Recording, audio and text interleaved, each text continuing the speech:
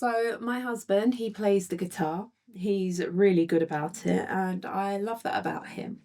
And there have been evenings where he said, I'll just play for 20 minutes.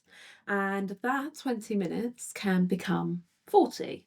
And something inside happens that I could never properly explain. And it isn't anger exactly, it isn't sadness, it's something faster and more total than either of those things. A sudden, overwhelming sense that I don't matter, that I've been forgotten, that something I needed was promised and then casually set aside. And the rational part of my brain, the part that knows that my husband loves me, that 20 extra minutes of guitar is genuinely not a crisis, that part is completely unavailable because what I'm feeling isn't coming from my rational brain. It never was. That is rejection sensitivity dysphoria. And if you've just heard yourself in that description, please stay with me because this episode is for you. So, today I want to be talking about RSD for a few reasons. I've just come back from seeing Alex Partridge. If you don't know him, he makes some of the most honest and important ADHD content out there. And he spoke about RSD in a way that reminded me why I'm building this podcast, because naming the thing changes everything. And so many of us are still carrying this unnamed, still being told that we're dramatic, still building our lives around avoiding pain that we don't have words for. So today we're going to name it properly. We're going to talk about what it actually is, what it costs, and most importantly, what actually helps. Not the generic advice, the real stuff. So, what RSD actually is, rejection sensitive dysphoria, was a term developed by Dr. William Dodson, an ADHD specialist who spent decades trying to understand why emotional pain hit people with ADHD so differently. The word dysphoria is important. It means an intense state of emotional discomfort, not sadness, not disappointment, something that at its peak can feel unbearable. And here is the first statistic I want you to sit with. Research suggests that approximately 99% of people with ADHD experience RSD to some degree. It is not a fringe symptom, it is not a personality quirk. It is one of the most common and one of the most poorly understood aspects of ADHD. And for around 30% of people with ADHD, Dr. Dodson estimates it is the single most impairing part of their condition. Not the focus issues, and not the time blindness, the emotional pain. Here's why it happens. ADHD brains have differences in how they regulate emotions, specifically in the part of the brain that is responsible for managing emotional responses.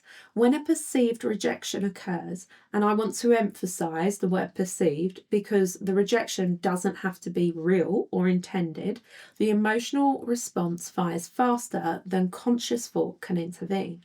We're talking milliseconds. By the time your rational mind has registered that your husband has just got lost in a guitar solo, the emotional response is already total. This is also why RSD is so frequently misdiagnosed. The emotional intensity it delivers can look like depression, it can look like anxiety, it can look like borderline personality disorder. Many people with ADHD spend years, sometimes decades, being treated for the wrong thing because nobody looked underneath the emotional dysregulation and asked whether ADHD was driving it. You were not dramatic, you were not too sensitive, you were neurologically wired this way and nobody told you. So, what does it actually cost? I want to be honest with you about RSD and what it's cost me because I think the honest version is more useful than the clinical one. I have sat in work meetings, normal, unremarkable work meetings, and come away absolutely certain that I have done everything wrong, that everyone in that room thought less of me, that it was only a matter of time before it caught up with me. I have cried on the way home, I have laid awake at night, replaying every single moment.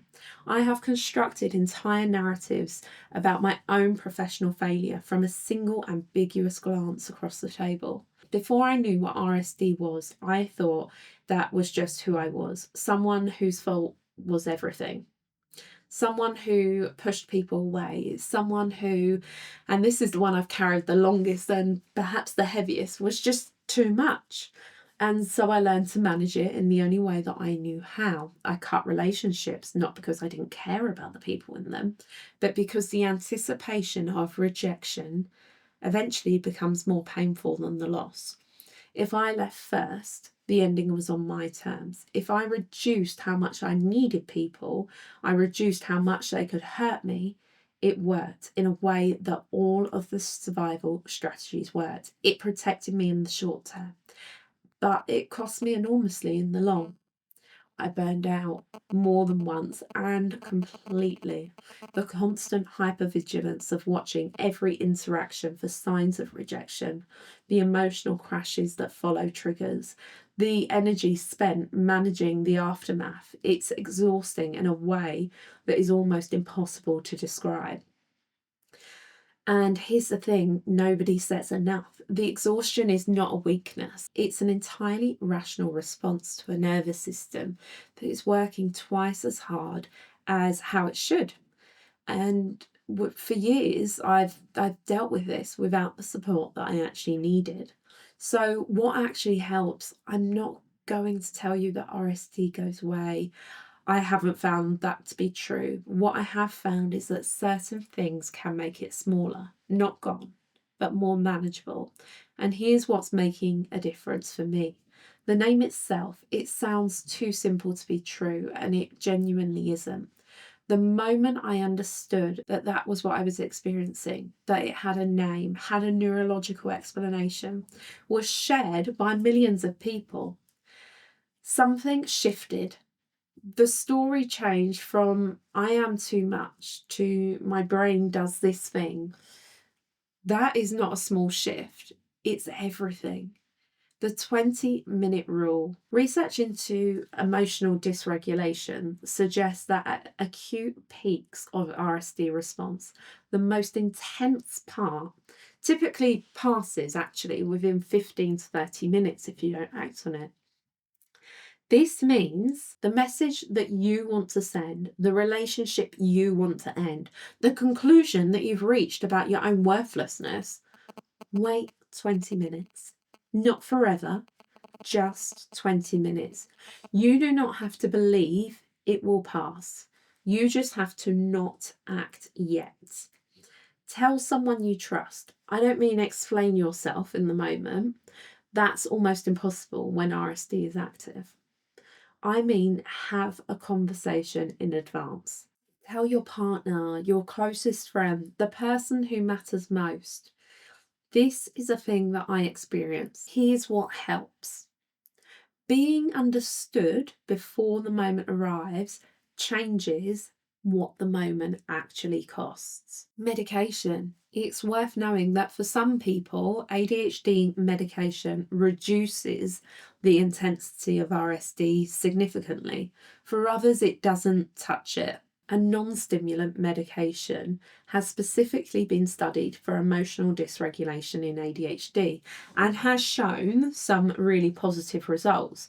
This is a conversation worth having with your prescriber if RSD is significantly affecting your life. DBT therapy as well is another one that was developed for borderline personality disorder, has strong evidence for emotional regulation. And because of the overlap between RSD and emotional dysregulation more broadly, many people with ADHD have actually genuinely found this useful. And it really is not about suppressing your emotions. It isn't. It's about developing a different relationship with them altogether. The thing that I keep coming back to, the thing that changed the frame entirely for me is my children. So since understanding RSD, I have become almost fiercely focused on one thing, making sure that my children feel utterly secure. Now, as parents, we all want to do that, but when you're neurodiverse and parenting and getting overstimulated yourself, that can sometimes be quite challenging. I want them to know in their bones that my love for them does not waver based on what they do or what they don't do. That I will not be a source of rejection sensitivity in them if I can possibly help it. That they will not grow up carrying what I've carried. And that's not guilt, that's love turning into something useful. And I think that's the best thing RSD ever did for me. It made me understand the cost of it clearly enough that I became absolutely determined to absorb it rather than pass it on. And I'm not sitting here right now pretending that's easy, because it genuinely it isn't. And how they experience RSD may be completely different to how I do. If RSD is something that you're living with, please know this. The relationships you've lost weren't lost because you were too much. The jobs you've worried about weren't lost because you were failing.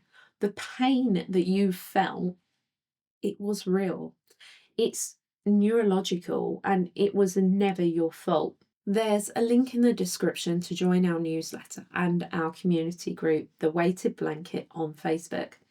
If RSD is something you want to talk about with people who get it, come and find us. If any of this has landed for you, you recognised yourself in it or someone you'd love, I'd genuinely love to hear from you. Come and find us over at the Weighted Blanket community on Facebook or drop me a message. You don't have to have anything figured out. Just come as you are. And there's a question that I'm going to be asking every guest on this podcast, and I want to ask it of you too. What do you wish someone had told you about yourself or someone you love before you had to figure it out the hard way?